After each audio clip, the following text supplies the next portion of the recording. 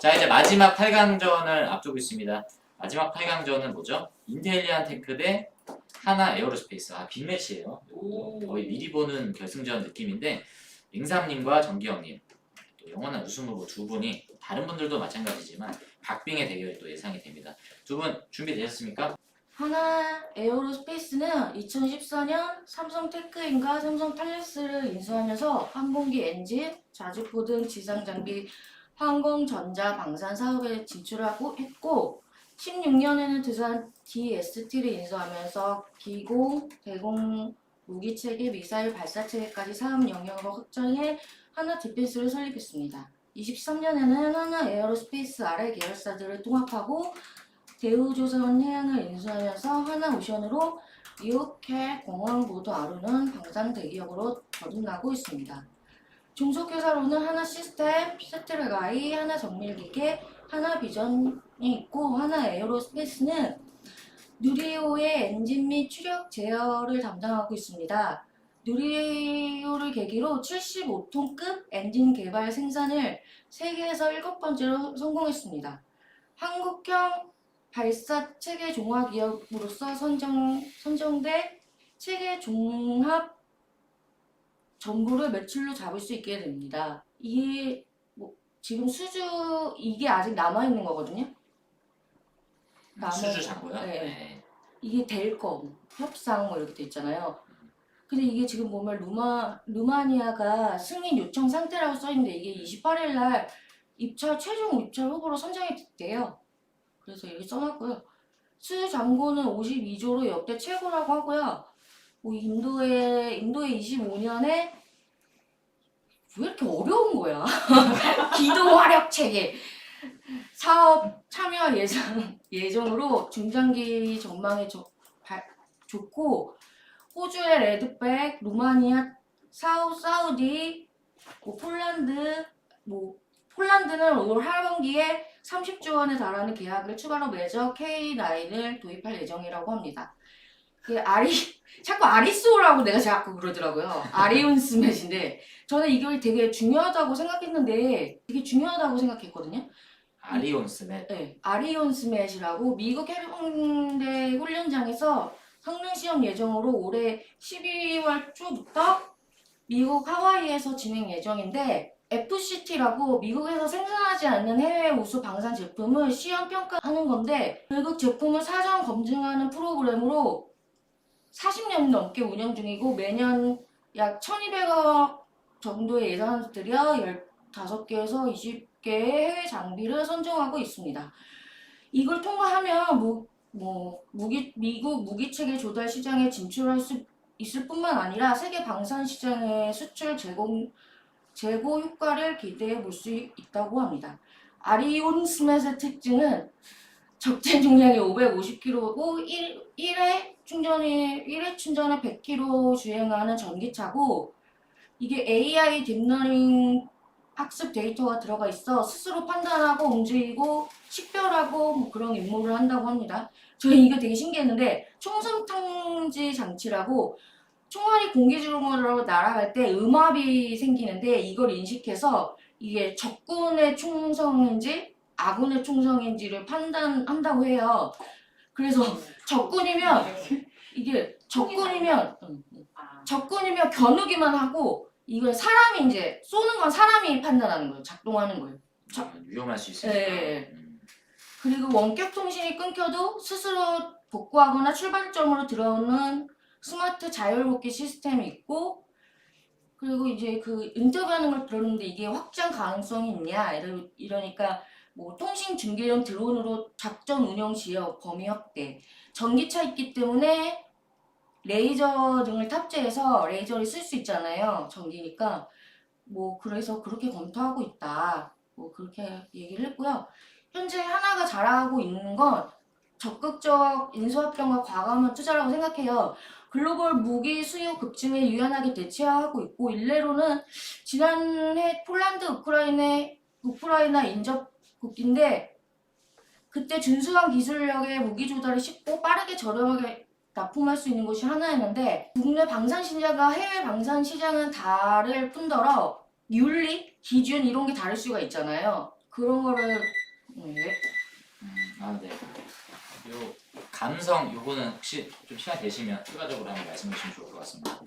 네, 하여튼 설명 감사합니다. 하나 에어로스페이스 들어봤고요. 바로 이어서 인텔리안 테크. 인텔리안 테크 발표하겠습니다. 인텔리안 테크는 안테나 만드는 회사고요. 일단 가장 유명했던 거는 그 주력 제품이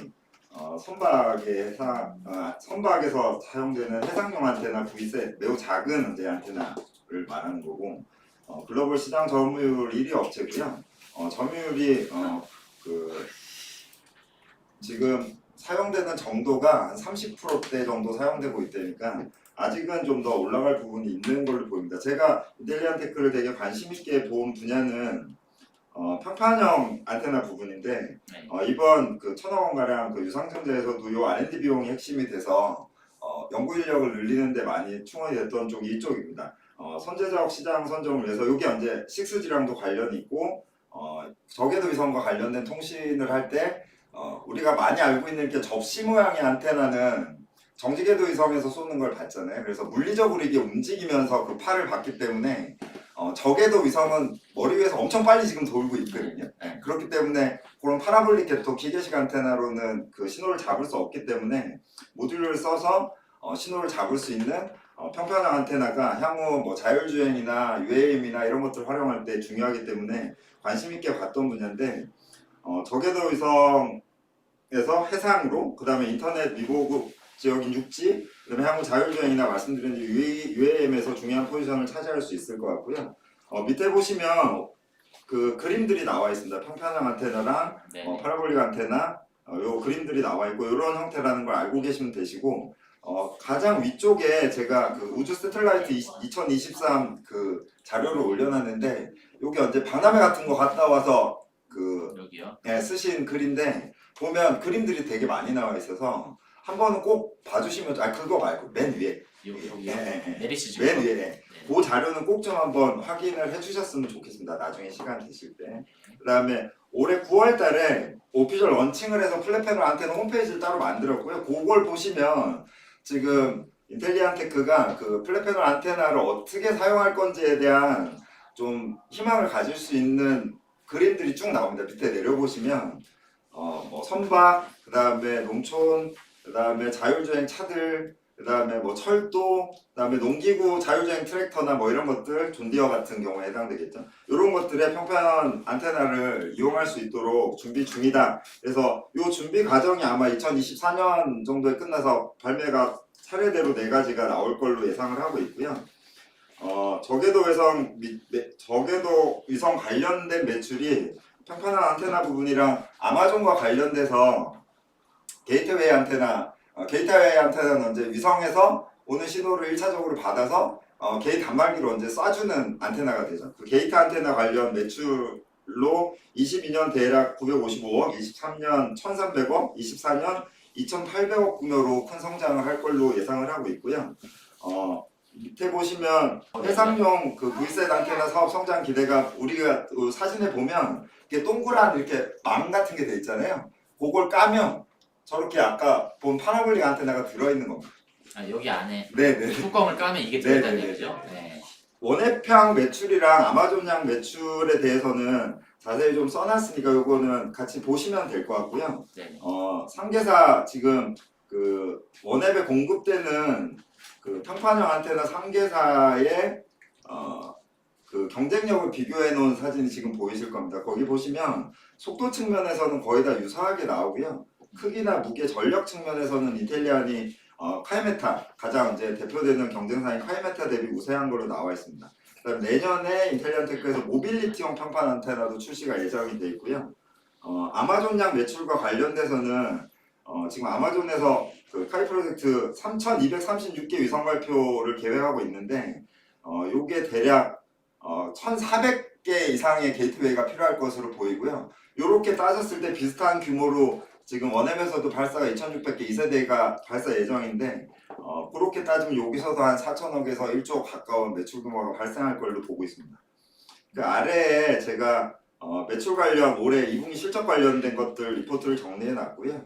그 다음에 그것도 밑에는 저게도 위성 관련해서 정부 정책 정리해놨고 마지막에 올해 그 있었던 유상증자에 관해서 왜 유상증자를 실시했는지에 대한 부분까지 좀 정리를 해놨으니까 글을 보고 참고하시면 될 것 같습니다. 감사합니다. 네. 감사합니다. 역시 시간 배분 굉장히 잘하신 짜임새 있는 말씀이었습니다. 네, 이렇게 해서 저희가 이제 모든 8개 종목 1라운드를 다 이렇게 진행을 했습니다.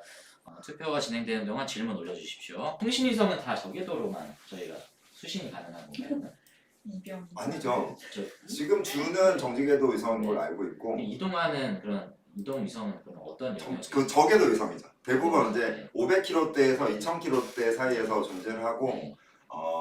얘네가 언제 움직임이 되게 빠른 대신에 위에서 쏘면 이게 송신 지연 시간 차이가 생기잖아요. 네. 그런 단점이 있기 때문에 최대한 그걸 낮춰서 송수진 그 차이를 없애주는 장점을 갖고 있고 낮게 하다 보니까 높으면은 광역대가 넓겠죠. 보는 범위가 네. 대신에 이제 낮으니까 네. 보는 범위가 작기 때문에 여러 대를 설치할 수밖에 없는 거예요. 근데 이게 지금 속도. 보니까 네. 평판형 안테나가 제가 보니까 속도랑 다 똑같고 무게 차이거든요. 네, 그게 네. 근데 하나 시스템이 카이메타랑 걔네를 인수를 했잖아요. 그래서 근데 그 반도체를 되게 얇게 하는 반도체를 인수해가지고 한다 그러면 무게는 금방 따라잡을 수 있을 것 같은데. 저도 어. 기술력에서 평판형 안테나가 대단한 기술을 갖고 있는 것 같진 않아요. 다만 이제 시장 선점을 어떻게 하느냐가 되게 중요한 부분이 아닐까라는 생각이 들어요. 그 제가 아까 그 세틀라이트 23 관련된 리포트를 좀 꼭 보셨으면 하는 게 네. 이게 정지궤도 그다음에 중궤도 저궤도 위성이 어떻게 활용되는지를 아셔야 이 회사들에 대한 파악을 좀 하실 수가 있거든요. 그래서 기본적으로 그걸 알고 계셨으면 좋겠고 그다음에 이제 6G 관련돼서 제일 중요한 게 저궤도 위성이기 때문에 그걸 참고하셔야 되고 또 저궤도 위성 사업을 지금 준비하고 있는 3개의 회사가 아마존, 카이퍼 프로젝트, 그다음에 스페이스X 여러분 알고 계시는 그다음에 원앱이잖아요. 네. 이 회사들이 지금 사업 방향이 조금씩은 다 틀려요. 예를 들어서 원앱은 위성만 쏠 계획이지 뭐 그 수신 안테나나 이런 단말기들은 다 지금 인텔리안 쪽에서 외부를 하고 있는 거고 그다음에 그 아마존 같은 경우는 단말기랑 위성은 얘네가 하고 게이트웨이만 지금 인텔리안에 맡기는 거예요. 네. 그다음에 스페이스X는 다 해요. 네네. 다 하고 있어요. 근데 이제 안테나 부분이 되게 중요한 게 이전에는 위성을 쏘는 비용이 너무 비쌌기 때문에 문제가 됐는데 스페이스X 때문에 이게 많이 떨어졌잖아요. 많이 네. 떨어지고 10분의 1 떨어지고 또 10분의 1이 줄 예상이거든요. 근데 이제 지금 그 일론 머스크도 어떤 발언을 했냐면 스페이스X가 이걸 망하지 않으려면 네. 빨리 그 안테나 값이 싸져야 된다고. 근데 그러니까- 뭐지? 인텔리안 테크가 원앱에서 수주를 많이 받고 있잖아요. 근데 원앱이 하나 시스템이 그게 다 이게 되면은 굳이 줄까? 저는 이 생각도 좀 하긴 하거든요. 어떻게 생각하십니까? 이미 선점이 돼 있고 지금도 그 파라볼릭 안테나랑 평관 안테나 기존 매출이 있기 때문에 뭐 지켜봐야 근데 되겠지만 제가 기사 본 게 있어요. 이 하나 페이저의 안테나를 뭐 원앱의 자사 안테나에 사용하겠다 이런 제가 그런 기사를 봤거든요. 제가 원체 하나 시스템에 관심이 있으니까. 보니까 아까도 그 페이지 안테나, 그 평판 안테나가 기술이 사실 뭐 그런 장벽이 높은 건 아닌데 아무래도 이제 어떤 사업 인프라라든지 기존에 했던 레퍼런스들이 탄탄하게 돼 있는 회사가 인텔리안 테크여서 그런 부분에서 좀 강점이 있다라고 말씀하셨고 네, 제가 파악한 거는 그렇습니다. 네. 그러니까 이게 사실은 어찌됐든 간에 위성에 쏘는 탑재체 같은 경우는 굉장히 고난이도의 기술이 필요하고 그런 반면에 지상에 설치하고 해상에 설치하는 안테나는 어떻게 보면 좀 기술 수준에 있어서는 기술 장벽이 높지는 않기 때문에 영역이 조금은 다른 것 같아요. 그죠? 네네. 이게 근데 어찌됐든 간에 우리가 주식 투자라는 데 있어서는 수익과도 또 직결이 돼서 이게 어느 정도 수익 모델이 탄탄하게 돼 있고 사업성이 있느냐도 또 중요한 관점이기 때문에 기술력이 높다라고 해서 또 좋게만 볼 수는 없는 부분이어서 이 두 가지 측면에서 되게 잘 이렇게 균형 있게 봐야 되는 영역이었던 것 같습니다. 네, 그러면 투표를 한번 정리를 해보겠습니다. 우리가 또 4강전 준비해야 되기 때문에 투표를 이렇게 마무리를 해보도록 하고요. 생각보다 인텔리안 테크가 압도적으로 득표를 좀 했습니다. 네, 인텔리안테크가 67%로 최종 4강전에 진출하게 되었습니다. 네, 수고하셨습니다.